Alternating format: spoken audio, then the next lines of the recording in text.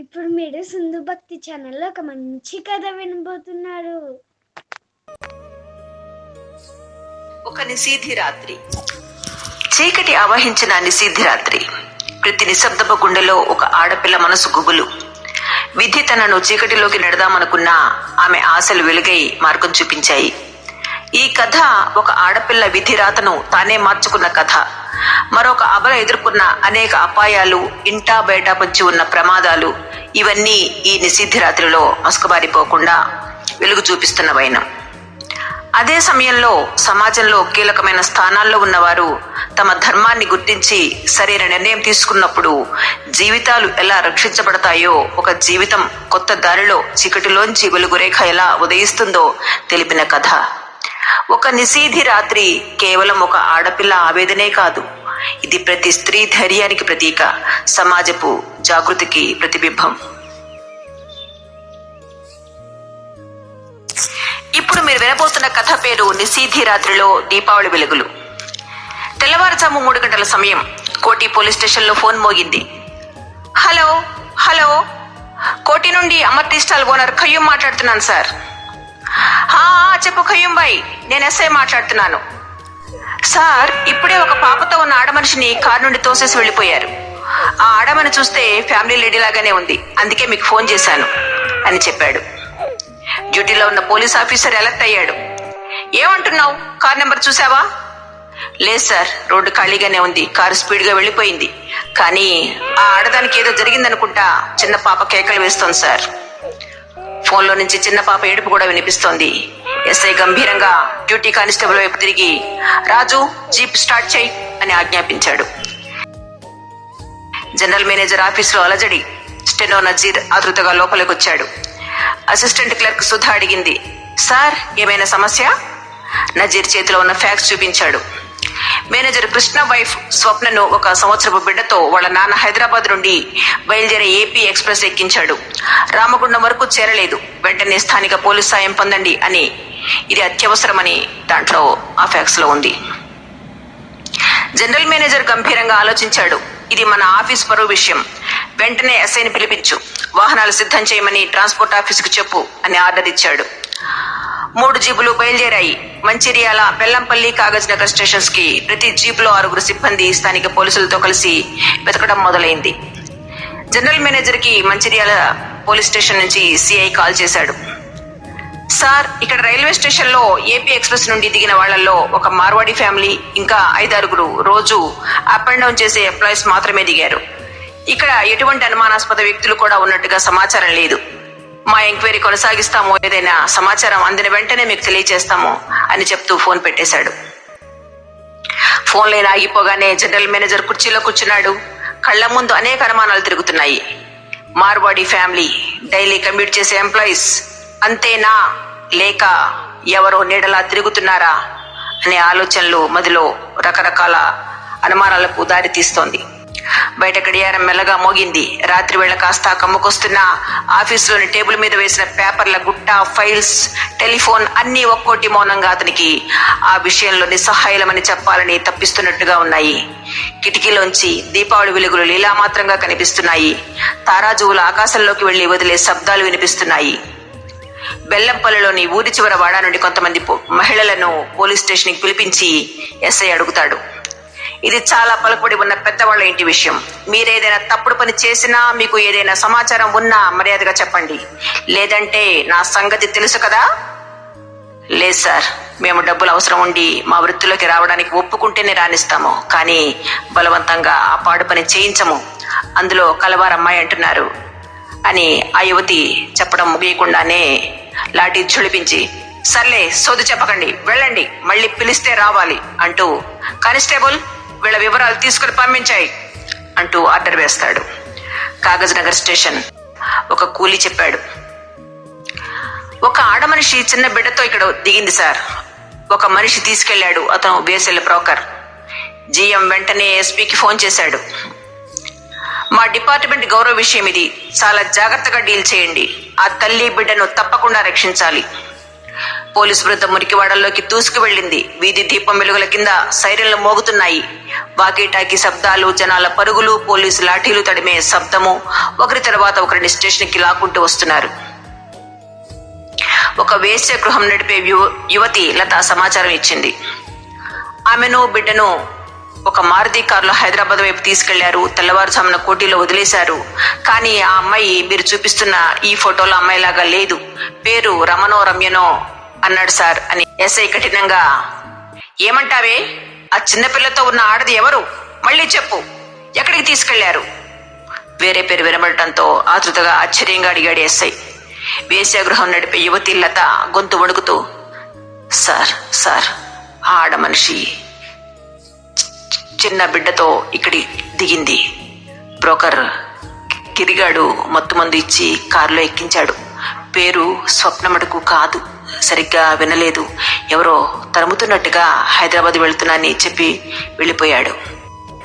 SI కోపంగా, ఏ దిశలో? లత, తెల్లవారుజామున హైదరాబాద్ వైపు సార్. ఆడపిల్లల్ని వాడు హైదరాబాద్ కోటిలో తిప్పుతాడు సార్. జిఎం, ఎస్పీ గారు వెంటనే చూడండి. మా డిపార్ట్మెంట్ గౌరవ విషయం ఇది. ఆ తల్లి బిడ్డ తప్పకుండా కాపాడాలి. హైదరాబాద్ కోటి రోడ్డు పక్కన వెలుతురు పుట్టని తెల్లవారుజామున 3 గంటల సమయంలో చలికి వణుకుతూ నేల మీద పడి ఉంది ఆ యువతి. స్వప్న కాదు, రమ్య.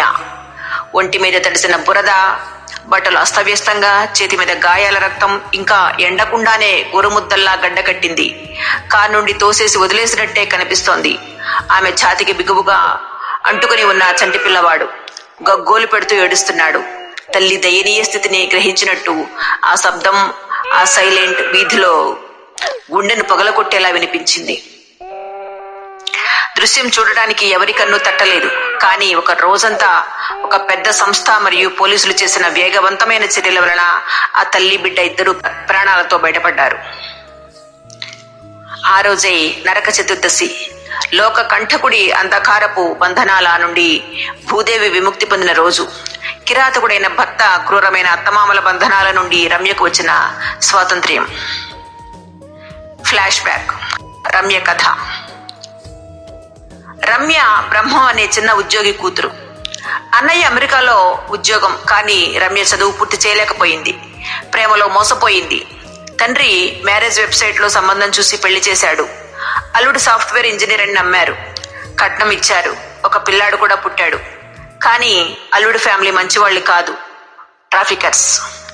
ఒకరోజు ఫోన్ చేసి, రమ్యను ట్రైన్లో ఎక్కించాను, రిసీవ్ చేసుకోండి అన్నాడు అల్లుడు.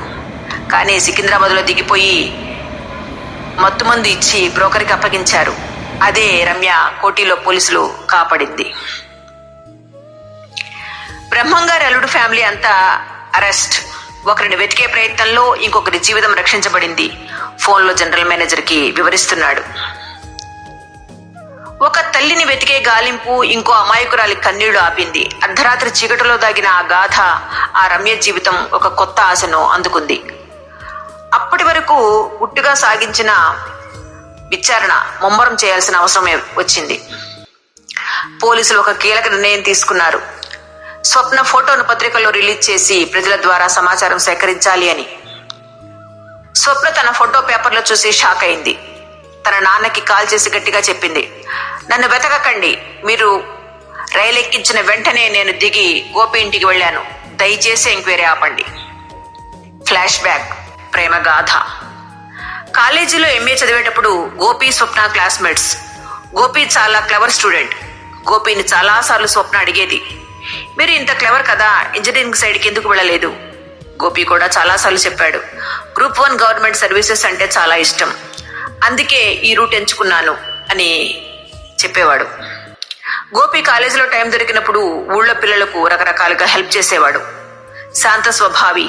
కాలేజీ రోజుల్లో స్వప్న, గోపి కేవలం సహచరులుగా కాదు, ఒకరిపై ఒకరికి గౌరవం, ఆరాధన, అంతకు మించిన ఒక ఆత్మీయత. ఒకసారి కుంటాల జలపాతంలో జరిగిన ప్రమాదం గోపి రక్తం ఇవ్వటం వాళ్ళ బంధాన్ని మరింత దగ్గర చేసింది.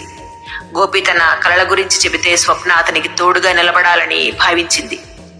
ఎంఏ అయిపోయాక ఇద్దరు లోకల్లోని ప్రైవేట్ కాలేజీలో లెక్చరర్స్ గా చేరారు. ఆ కాలేజీ పని ఒత్తిడిలో గోపికి గవర్నమెంట్ ఎగ్జామ్ కి ప్రిపేర్ అవడానికి టైం దొరికేది కాదు. ఒకరోజు స్వప్న, గోపి గారు, మీరు ఫుల్ టైం ఈ కాలేజీలో చేస్తే మీ గోల్ రీచ్ కాలేరు. ఏమి అనుకోనంటే నేను మీకు ఫైనాన్షియల్ గా తోడుగా ఉంటాను, అందుకు బదులుగా ఇద్దరం కోచింగ్ తీసుకుందాం, నాకు ప్రిపరేషన్ లో మీరు హెల్ప్ చేయండి అని కోరి ఇద్దరు కోచింగ్ లో చేరి ప్రిపేర్ అయ్యేవాళ్ళు. అదే టైంలో స్వప్నకు వాళ్ళ ఇంటి వాళ్ళు బలవంతంగా పెళ్లి చేస్తారు. ఆ విషయం గోపికి పెళ్లి తర్వాత తెలుస్తుంది. స్వప్న పెళ్లి అయ్యాక గోపికి తెలిసిన ఆ నిజం వాళ్ళ బంధాన్ని అప్పటికి ప్రశ్నార్థకంగా మిగిల్చింది. కులాలు వేరవడంతో స్వప్న ఫ్యామిలీ వాళ్ళు గోపిని కాదని ఒక పెద్ద సంస్థలో మేనేజర్ గా ఉన్న కృష్ణతో బలవంతపు పెళ్లి జరుపుతారు. గోపి స్వప్న దూరం అవుతారు. 6 ఏళ్ల తర్వాత గోపి గవర్నమెంట్ ఉద్యోగంలో సెలెక్ట్ అయ్యి హైదరాబాద్కు వచ్చాడు. ఇంకా స్వప్నను మర్చిపోలేదు, పెళ్లి కూడా చేసుకోలేదు. స్వప్నకు ఇది తెలిసిన తర్వాతే ట్రైన్ దిగి గోపి దగ్గరకు వెళ్ళింది. కొత్త జీవితం. చట్టరీత్యా కృష్ణతో విడాకులు, గోపితో పెళ్లి, కొత్త జీవితానికి శ్రీకారం. 4 ఏళ్లు సంతోషంగా గడిచాయి. 4 ఏళ్ల తర్వాత జనరల్ మేనేజర్ స్వప్నను కలుస్తాడు.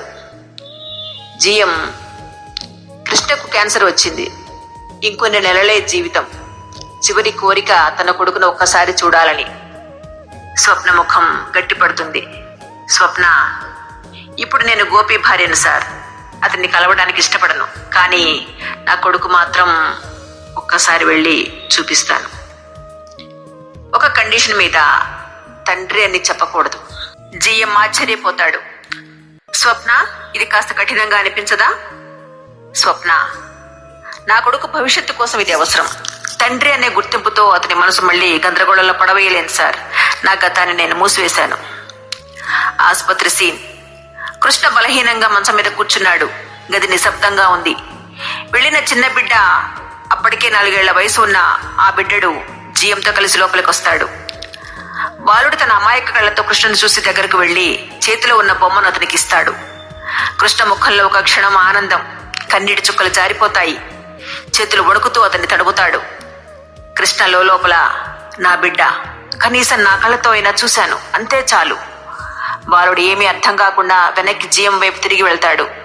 కృష్ణ మళ్లీ కళ్ళను మూసుకుంటాడు. ఒక చిన్న చిరునవ్వుతో హాస్పిటల్ కిటికీలో నుంచి చూస్తే ఆకాశంలోకి తారాజువులు జీయమంటూ వెళుతూ టప్మని పేలుతున్న శబ్దాలు వినిపిస్తున్నాయి. ఆసుపత్రి బయట స్వప్న వెయిటింగ్ హాల్లో గోపి చేతిని పట్టుకుని నిలబడి ఉంటుంది. తన కళ్ళలో నీళ్లు, కానీ ముఖంలో దృఢత. స్వప్న నిస్సహాయంగా, నా గతం ఇక్కడే ముగిసిపోయింది, మన భవిష్యత్తు మాత్రం ఇక్కడ మొదలవుతుంది. గోపి మౌనంగా ఆమె చేయిని బిగించి పట్టుకుంటాడు. బయట దీపావళి టపాసుల మోతలు, భూమిని తాకుతూ తిరుగుతున్న భూచక్రపు వెలుగులు. ఒకరికొకరు పోలీసులు గాలిస్తే ఇంకొక అబల లైఫ్ సేవ్ అయింది. కథ ముగిసింది. ఈ కథ వింటున్న వారి సంగతి ఏమో కానీ చదువుతూ ఉంటే నాలో ఎన్నో ప్రశ్నలు. స్వప్న గోపితో వెళ్లడం, కృష్ణను వదిలివేయటం ఎంతవరకు సబబా అని. ఈ రోజుల్లో ఇలాంటివి వింటున్నాం, కానీ ఇక్కడ స్వప్న చేసింది తప్పనుకుంటే కృష్ణ ఎంతో కాలం బతకలేదు.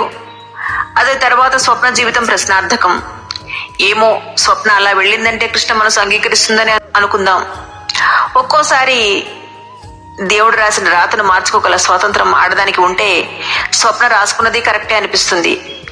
కృష్ణకు అన్యాయం చేసింది అనుకుందామంటే కృష్ణ మటుకు ఎంతో కాలం జీవించలేదు కదా, ఎప్పుడైనా అన్యాయం చేసిన వాడయ్యేవాడు. ఏమో, ఎన్నో ప్రశ్నలు. ఇన్ని ప్రశ్నలతో కథ నడిపించిన రచయిత శ్రీ కొండపల్లి భార్గవరామ్ గారు రాసిన కథ శ్రోతలను కట్టిపడేస్తుంది అనడంలో సందేహమే లేదు. దీపావళి రోజుల్లో రమ్య జీవితంలోని ప్రమాదం తప్పిపోవడం, కథలో అంతర్లీనంగా దీపావళి టపాసుల ప్రస్తావన భార్గవరామ్ గారి రచనలో ప్రత్యేకంగా కనిపిస్తుంది. కృష్ణ హాస్పిటల్ కిటికీలో నుండి చూస్తే తారాజువులు కనపడడం, ఆ వెలుగులా తను త్వరలో ఆకాశంలో కలిసిపోతాడన్న భావన. అదే దీపావళి స్వప్నకు భూచక్రం కనిపించడం, ఆమె భూమి మీద ఉన్న భవిష్యత్తు సూచిస్తున్నట్టుగా వర్ణన చేయటము విశేషం. చాలా అద్భుతంగా ఉంది కదూ. కథ విన్నారుగా. శ్రీమతి అమృత వినిపించిన ఈ కథ విన్న మీరు మీ అభిప్రాయాలు, సూచనలు, మీ అమూల్యమైన కామెంట్స్ను ఎస్బీసీ టీంతో పంచుకోండి. తప్పకుండా ఎస్బీసీని సబ్స్క్రైబ్ చేయండి. ధన్యవాదాలు.